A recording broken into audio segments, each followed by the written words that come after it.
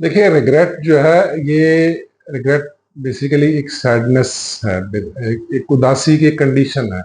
और ये उदासी की कंडीशन क्यों है कि आपने कुछ गलत फैसला किया और अब आप पछता रहे हैं। पछतावा है बेसिकली, रिग्रेट पछतावा है। ठीक है, यानी आप करना कुछ और चाहते थे, कर आपने कुछ और दिया। ठीक है, यानी गलत फैसला हो गया ना। इसको बड़ा थोड़ा डीपली समझना। अभी जो मैंने जो वीडियो बनाई है, इमोशनल फुलिशनेस, ये सेम है।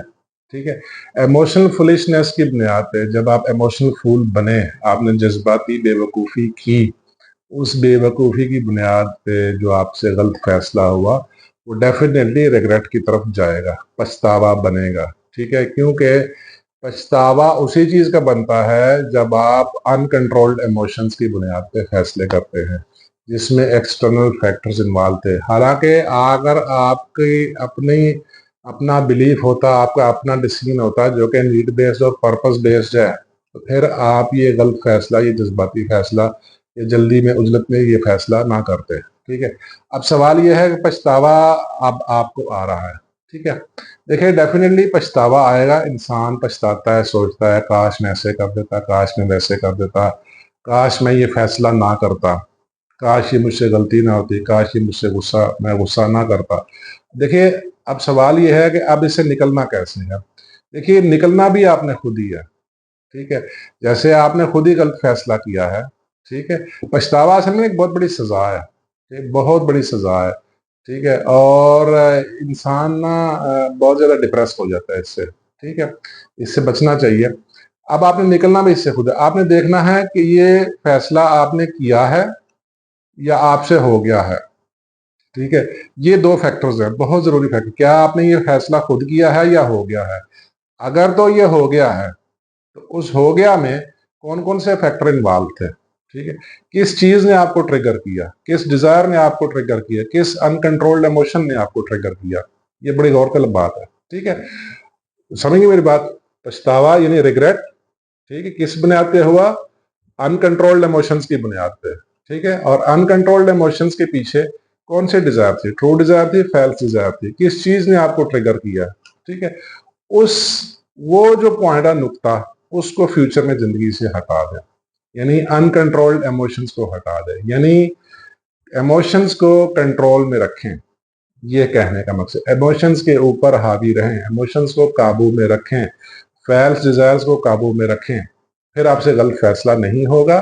जब आपसे गलत फैसला नहीं होगा तो पछतावे आएंगे। ठीक है, ये तो हो गया।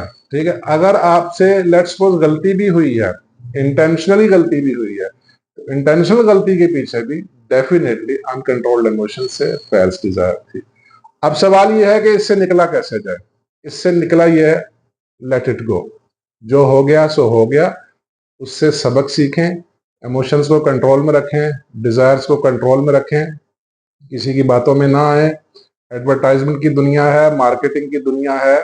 ठीक है, वो आपके इमोशंस पे हावी हो जाते हैं। जितना आप एडवर्टाइजिंग और मार्केटिंग में जाएंगे, उसको देखेंगे, वो आपके इमोशंस को ही ट्रिगर करके बेच रहे हैं। इस दुनिया को आपसे कुछ लेना देना नहीं है।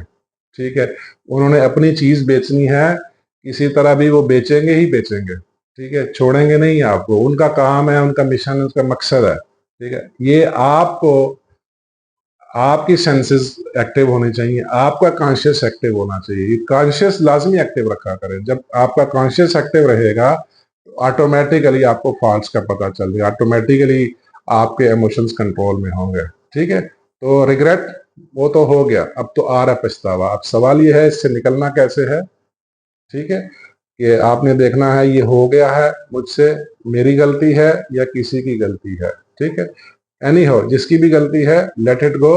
आप आगे चलिए, जो भी गलत फैसला हुआ नो प्रॉब्लम, आगे चलिए, उन गलतियों को सुधारें। ठीक है, इमोशंस को काबू में रखें। जो ही इमोशंस को काबू में रखेंगे, आपसे कभी गलत फैसले नहीं होंगे। अकल की बुनियाद पे इस दुनिया में जीना है, सक्सेस हासिल करनी है, तो अकल की बुनियाद पे कॉन्शियस एक्टिव रखते हुए फैसला करना है।